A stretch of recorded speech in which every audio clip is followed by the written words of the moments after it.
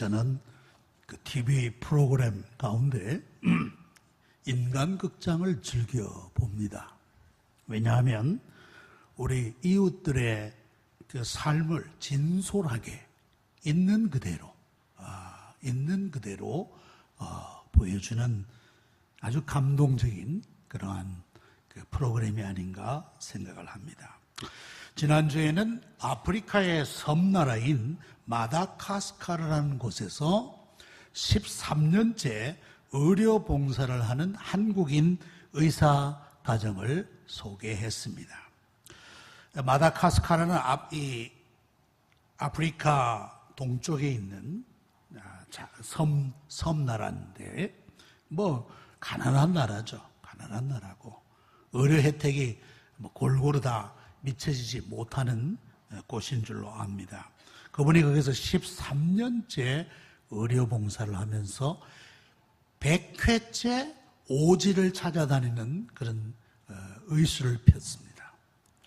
찾아가는 것이 보통 1000km, 1500km, 2-3일을 가야 될 정도의 먼 그 깊은 오지에 가서 그 치료를 베푸는 그 일을 합니다.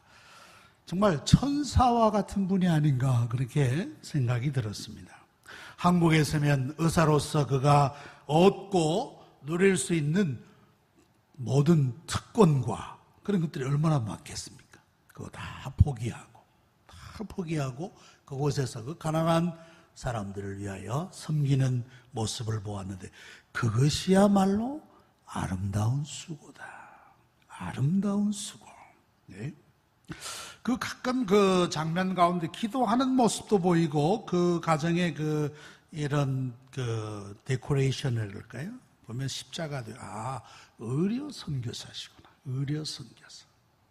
그 마다가스카르의 그 가난한 사람들을 섬기는 아름다운 수고자다 하는 그런 생각을 가졌습니다.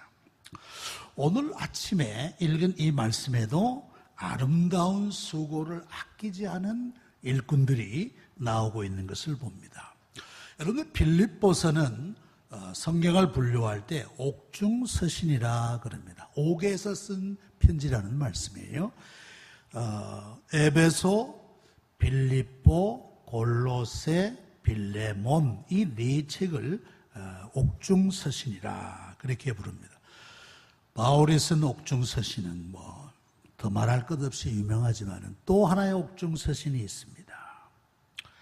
2차 세계대전 때 독일의 한 젊은 목사가 쓴 옥중서신이 있어요. 혹은 옥중서간이라고 하는데 그 이름을 그 젊은 목사의 이름은 본회퍼라는 목사입니다. 1906년도 태어나서 1945년 형장의 이슬로 사라졌습니다.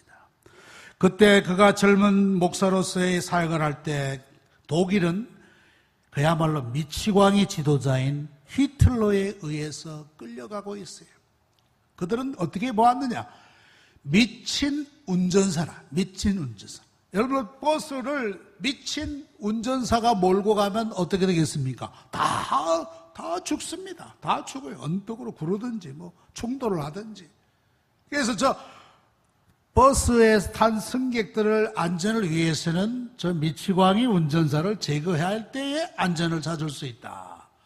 그런 뜻을 가진 사람들이 히틀러 암살을 도모하기 위하여 모임을 만들었는데 거기에 이 본회퍼 젊은 목사도 가담했다가 결국은 발각이 되어서 1945년 형장의 이슬로 사라졌어요.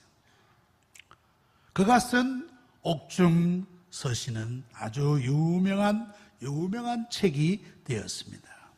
그가 처형되기 전에 그의 남긴 말이 참 매우 의미 깊은 말을 했습니다.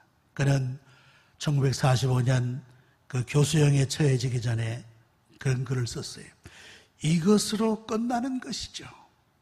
그러나 저에게는 삶의 시작입니다. 그런 말을 했습니다. 나치들은 나를 교수형으로 처하지만은 나의 육신적인 생명은 끝나지만은 그러나 나에게는 새로운 삶의 시작이다. 부활의 삶을 들어가는 시작이다.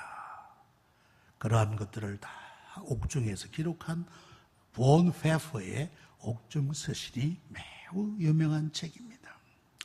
바울은 지금 로마 감옥에 갇혀 있습니다.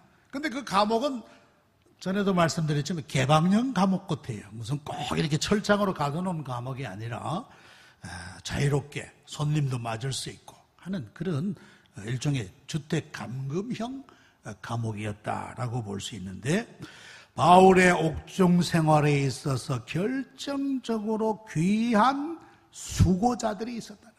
아름다운 수고자들이 있었다는 거예요. 그 사람 두 사람이 오늘 이 읽은 말씀에 나오고 있습니다. 첫 번째 사람은 누구냐? 디모데라는 사람입니다. 디모데는 바울에 비하면 매우 젊은 일꾼이었습니다. 마치 아들 연배에 해당하는 젊은 사역자였어요. 바울은 디모데를 이렇게 불렀습니다. 고린도전서 4장 17절에 주 안에서 내 사랑하는 신실한 아들이라 그랬습니다. 이 한마디, 디모데를 소개하는 이 한마디, 주 안에서 나의 사랑하는 신실한 아들과 함께 여러분들에게 이 서신을 보냅니다. 그러니까 바울이 그를 얼마나 신뢰하고 그를 얼마나 좋아하고 그를 의지하였는가. 그래서 그의 서신 곳곳에서 디모데와 함께 이 편지를, 인사말을 시작하는 것을 볼 수가 있습니다. 디모데의 가정을 보면 디모데는 그의 어머니가 유대인이었습니다. 아버지는 헬라인입니다. 어머니가 유대인 사람은 어떤 사람과 결혼해도 그 사람은 유대인입니다. 유대인이에요. 특별히 디모데의 외가가 참 좋은 그런 믿음의 가문이었던 것을 볼 수가 있습니다. 디모데후서 1장 4절로부터 5절에 보면 내 눈물을 생각하며 바울이 디모데와의 개인적인 친밀한 감을 다시 한번 확인하면서 그게 뭐라고 말했느냐? 이는 내 속에 거짓이 없는 믿음을 생각합니다. 내가 왜 너를 좋아하느냐? 네 속에 있는 거짓 없는 그 순수한 믿음을 내가 보았기 때문이라는 말씀이에요. 그러면서 그 믿음의 출처가 어디냐? 그 믿음이 어디서 왔느냐? 내 외조모 로이스와 어머니 유니게 속에 있더니 너에게도 있구나. 외할머니 로이스, 어머니 유니게, 그리고 너에게도 이 거짓없는 믿음이 있는데 나는 그 믿음을 너무너무 소중하게 여기노라. 1대, 2대, 3대째 믿음의 가정의 일꾼이었다는 것을 볼 수 있습니다. 그래서 일찍이 복음을 믿고 일찍이 하나님을 경외하는 이 젊은 디모데가 바울의 2차 전도 여행 중에 만나서 바울과 함께 복음 사역에 동참하게 되었다는 말씀이에요. 자, 이렇게 디모데는 바울의 신실한 후배요, 동역자며 모든 일을 그에게 맡길 수 있는 신실한 믿음의 아들이었다는 말씀이에요. 오늘 말씀에도 20절에 보면 그런 말씀이 나옵니다. 이는 뜻을 같이하여 너희 사정을 진실히 생각할 자가 이밖에 내게 없음이라. 너희 사정이라고 하는 것은 빌립보 교회의 사정을 말하는 것입니다. 빌립보 교회의 사정을 나에게 뜻깊게 일러주고 또 나의 사정을 빌립보 교회에 전달해주고 하는 그 일을 하는 데 있어서 디모데는 너무너무 필요한 사람이라. 여러분들, 바울 로마와 빌립보는 상당히 거리가 떨어져 있습니다. 그 떨어진 거리 가운데서 이 디모데가 중간 역할, 메신저의 역할을 했던 것입니다. 신실하게 서로 신뢰하는 이런 아름다운 관계였던 것을 봅니다. 그런데 디모데의 사람됨을 잘 보여주는 결정적인 말씀이 있습니다. 그것은 바로 21절에 나오는 말씀이에요. 21절. 그들이 다 자기 일을 구하고 그리스도 예수의 일을 구하지 아니하되 디모데의 연단을 너희가 안다 그랬습니다. 믿음을 가지고 있다고 하지만은 그리스도 예수의 일을 구하는 자는 참으로 적은데 이 디모데는 복음을 위하여 이렇게 아름다운 수고를 아끼지 않는구나 라는 말씀입니다. 그들이 다 자기 일을 구하고 예수의 일을 구하지 않더라. 이 말은 바울이 여러분들 모두 다 복음을 위하여 전적으로 헌신하시기 바랍니다 하는 그런 뜻은 결코 아닌 줄로 압니다. 바울은 믿는다고 하면서도 복음을 위하는 일에 수고하지 않는 대다수의 많은 신자들, 즉 그리스도의 일에 대한 무관심, 그것에 대한 아쉬움을 토로하는 것이다 라고 보여지는 것입니다. 많은 사람들이 다 자기 일을 구한다. 자기 일을 구하는 데는 바쁜데 복음을 위한 일, 하나님을 위한 일에는 별로 관심이 없구나. 이것이 나는 안타깝습니다 하는 그런 심정을 여기에서 이렇게 토로하고 있는 것입니다. 여러분, 이 세상에 많은 사람들은 말할 것도 없이 자기 일에만 빠져 있죠. 그렇죠. 그건 당연하죠.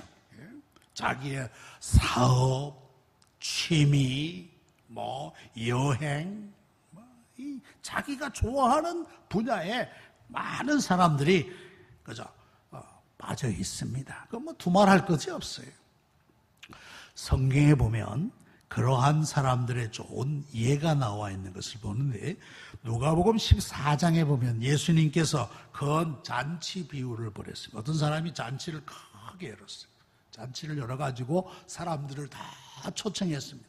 10월 5일 날 우리 아들 결혼식이 있으니까 다 오세요.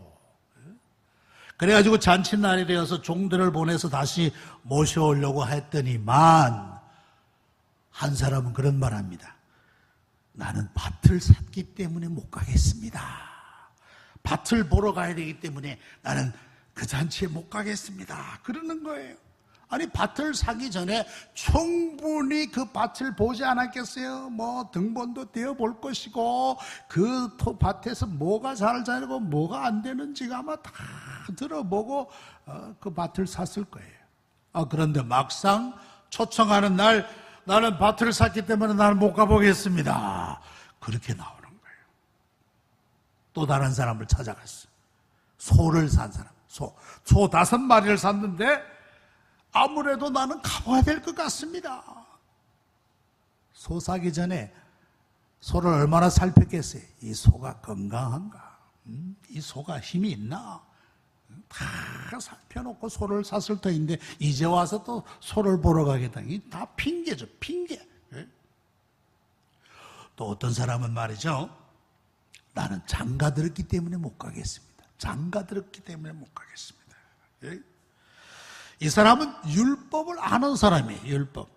율법에 보면 장가든 사람은 군 징집도 면제해 주라 그랬어요. 군 징집도 1년 면제해 주라.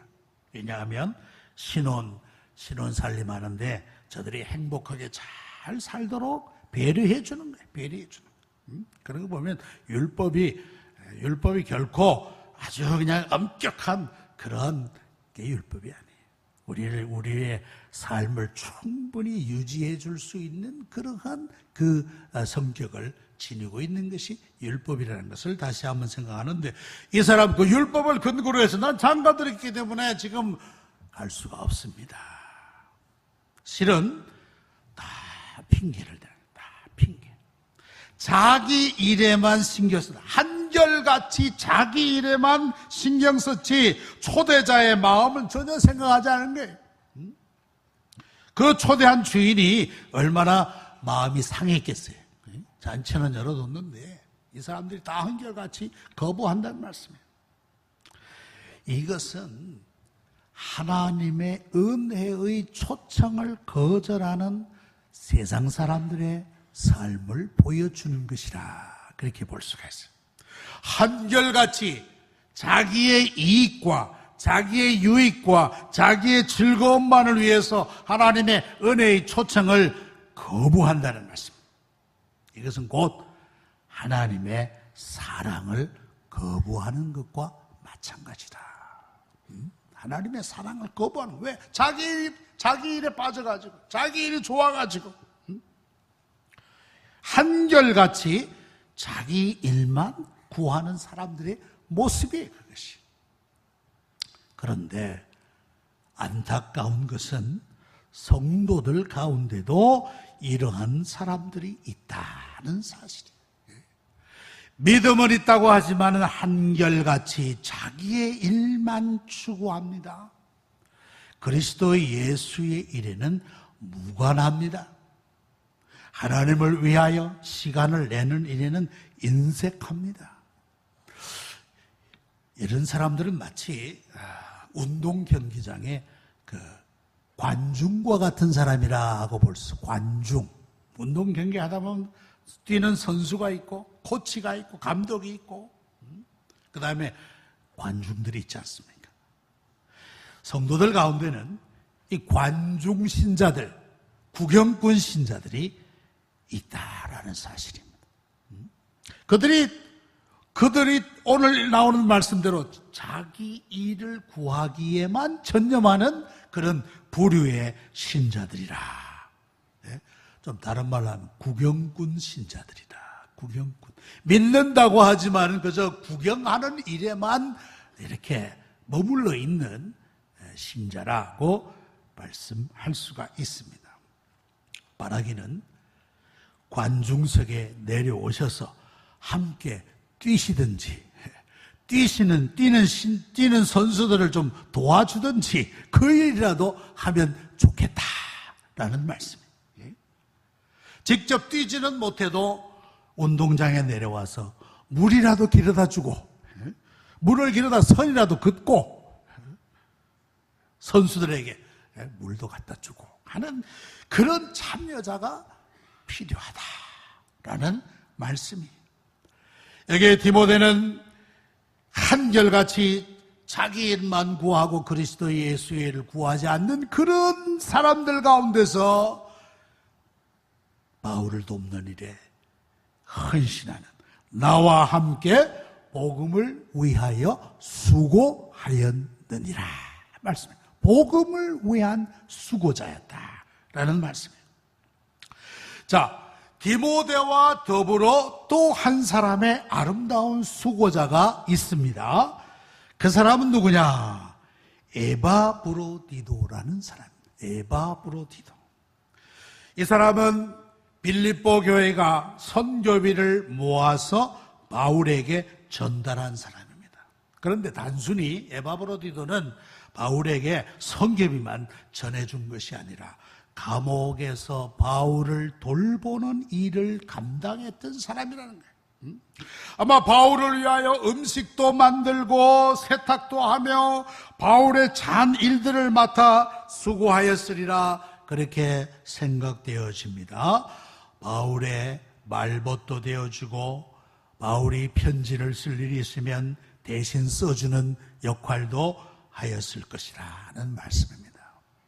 바울은 이 에바브로디도를 뭐라고 부르는 줄 아십니까? 25절에 보니까 그러나 에바브로디도를 너희에게 보내는 것이 필요한 줄 생각하오니 그는 나의 형제요 함께 수고하고 함께 군사된 자요 너희 사자로 내가 쓸 것을 돕는 자라 그렇게 말씀해요.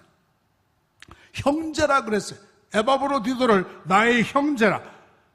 그런 바울과 함께 친형제 못지않게 그야말로 주님 안에서 형제 자매의 역할을 하는 그런 친밀한 관계였던 것을 볼 수 있습니다. 바울과 함께 수고했습니다. 수고. 바울을 수종드는 일에, 바울을 돕는 일에 이 에바브로디도는 함께 수고했다라는 말씀입니다.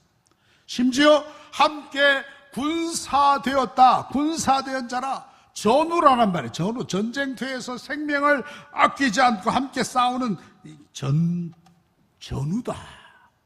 이렇게 말씀했어요. 여러분들, 바울은 현재 이 편지를 쓰면서 로마의 법정에서 사형 선고를 받을 가능성도 있는 재판을 기다리고 있는 미결수입니다. 어쩌면 사형 선고도 받을 수가 있다는 말씀이에요. 이와 같은 사람을 개인적으로 돕는다는 것은 굉장한 위험을 가지고 있습니다. 왜냐하면 그 자신이 선고를 받는 것과 같이 그 사람과 함께 죄상에 말려드는 위험한 입장에도 떨어질 수 있기 때문이라는 거예요. 바울이 만약에 사형수를 받는다면 그 불똥이 에바브로디도에게도 튈 수 있는 그러한 위험성도 배제할 수 없다라는 사실이에요. 얼마나 위험한 일입니까?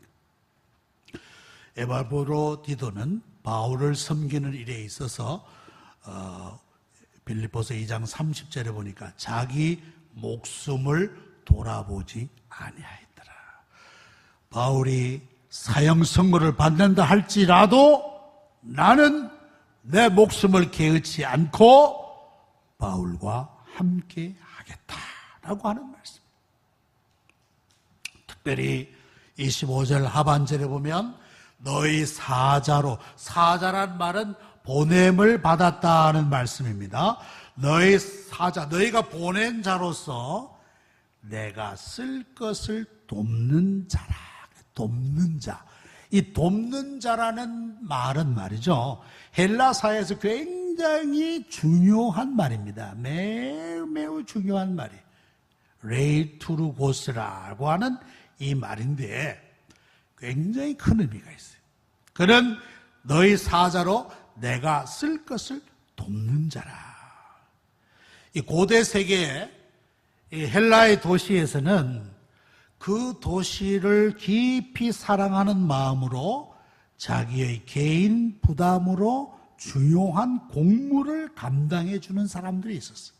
자기 재산으로 국가의 일에 헌신하는 사람들이 있었단 말이에요. 그야말로 큰 스폰서들이에요. 스폰서.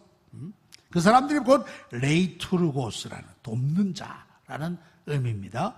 예를 들면 어떤 일을 하느냐, 심지어 대사를 파송하는 비용을 만든 사람도 있어요. 우리 도시에 대사를 파송한다. 또 위대한 시인들의 위대한 희곡을 상연하는 비용을 대는 사람도 있어요. 또 시합의 참가자들을, 운동선수를 훈련시키는 비용을 내기도 하고 심지어는 군함을 건조하는 비용을 맡기도 하는 사람이 있어요. 그러니까 재력이 있는 사람들이죠. 그 사람들이 자기 도시를 위해서 자기가 부담하며 그 일을 감당하는 사람, 그 사람들을 여기 돕는 자라는 의미가 바로 그런 뜻이에요. 레이투르고스라는 그런 의미입니다. 이 단어를 쓴 것 보면 이 에바브로디도는 실제적으로 바울을 많이 도운 그러한 사람임에 틀림이 없다는 것을 우리는 알 수 있어요. 근데 설상가상으로 그런 로마에 와서 그만 병이 들어버리고 말았어. 병이. 그 당시 로마에서는 말이죠, 로마 열병이라고 하는 것이 있었다고 그럽니다. 마치 유행성 감기와 같아서 그 로마의 열병이 한번 휩쓸고 지나가면 수많은 사람들이 병들고 죽고 하는 그런 일들이 있었다 그래요. 이 에바브로디도도 빌립보에서 먼 타지에서 왔지 않습니까? 물 다르고 공기 다르고 음식 다르고 이 와서 병들었는데 죽는 자리니까 죽는 자리. 그런데 그 자리에서 이 에바브로디도는 도리어 빌립보 교회를 걱정했다고 그랬습니다. 왜? 빌립보 교회가 내가 병들었다는 소식을 듣고 도리어 걱정할까 봐 나는 그것이 도리어 걱정스럽다는 거예요. 야, 참이 에바브로디도는 생각이 깊고 복음과 교회를 깊이 사랑하는 신실한 믿음의 수고자였다는 것을 다시 한번 기억할 수가 있습니다. 에바브로디도, 디모데 한결같이 자기 일을 구하는 대신 그리스도 예수의 일을 구하였던 아름다운 수고자들이었다는 거예요. 아름다운 수고자들. 여러분들 특별히 에바브로디도라고 하는 이름도 참 멋있습니다. 에바브로디도라고 하는 이름의 뜻은 뭐냐 하면 매력적이다, charming, 매력적이다 하는 뜻이에요. 그 이름처럼 그의 삶이 아주 매력적인 그런 삶이었던 것 같아요. 복음을 위하여 수고하는 성도, 그분은 정말 매력 있는 매력적인 성도라. 뭐 육체적인 매력이라기보다도 주 안에서 봉사하는 그 수고와 헌신이 매력적이라고 하는 의미로 생각할 수가 있을 것입니다. 바울은 이런 자들을 영접하고 존귀히 여기라고 부탁했습니다. 교회 안에서 참으로 존경받을 만한 성도는 바로 이런 성도라. 이런 성도. 그리스도 자기 일을 구하지 않고 그리스도의 일을 먼저 구하는 그러한 성도들이 정말 귀한 성도들이다. 물론 우리 사회가 너무 분주하고 너무 바쁜 그런 사회이기 때문에 시간을 내기가 쉽지는 않는 것은 압니다. 얼마나 여러분들이 사회생활 하느라 수고가 많고 얼마나 피곤한 그런 삶을 살고 있습니까? 그럼에도 불구하고 그리스도의 일을 위해서, 하나님의 일을 위해서 시간, 틈이라도 낸다고 하면 그건 정말 아름다운 수고가 될 것이라는 거예요. 아름다운 수고가 될 것이다. 에바브로디도가 뭐 할 일이 없어서 그랬겠을까? 빌립보 교회에서 그를 파송하는 사람, 할 일이 없어서 보낸 사람이 결코 아닌 줄로 압니다. 그는 바쁘고 분주했지만 내가 바울을 돕는 일은 곧 복음을 위하는 일인 줄로 믿고 제가 가겠습니다 하고 에바브로디도가 이 로마로 파견되지 않았을까, 그렇게 생각되어집니다. 그래서 이런 자들을 존귀히 여기라, 그렇게 말씀했습니다. 지난주부터 녹번역 앞에 있는 그 힐스테이트 사전 점검이 시작되었습니다. 미리 아파트 입주하기 전에 아파트를 살펴보는 그 일인데, 거기에 오시는 분들을 우리가 또 교회를 소개하기 위하여 어제부터 시작했는데, 어제 또 많은 성도들이 나오셨어요.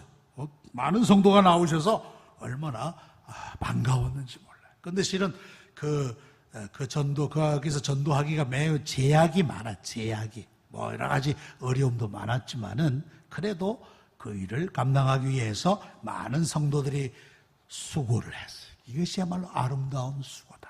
아름다운 수고다. 그렇게 생각되었습니다. 말씀을 맺겠습니다. 많은 사람들이 자기 일에 분주합니다.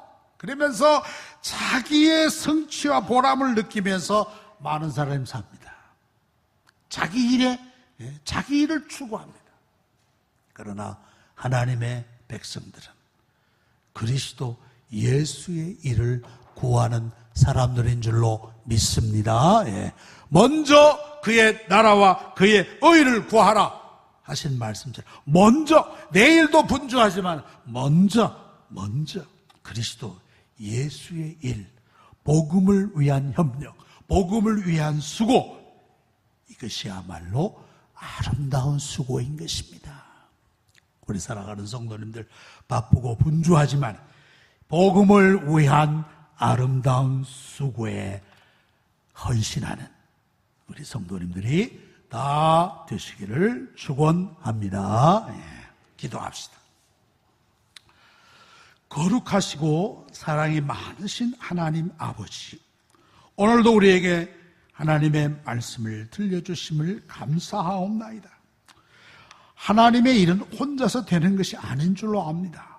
서로의 동역자들이 있을 때 효과적으로 그 일을 감당할 수가 있는 줄로 압니다. 하나님, 그러나 우리는 나의 일에만 바빴지 주님의 일, 복음을 위한 일에는 게을렀음을 회개하옵나이다. 디모데와 에바브로디들을 보게 하여 주시고 우리에게도 이런 열정과 믿음을 주시어서 그리스도 예수의 일, 복음을 위하여 마음을 다하여 협력하는 자들이 되게 하여 주시옵소서. 그리하여 부족하지만 우리들을 통해서도 하나님의 나라가 확장되는데 기여하게 하여 주시옵소서. 예수님의 이름으로 기도하옵나이다. 아멘.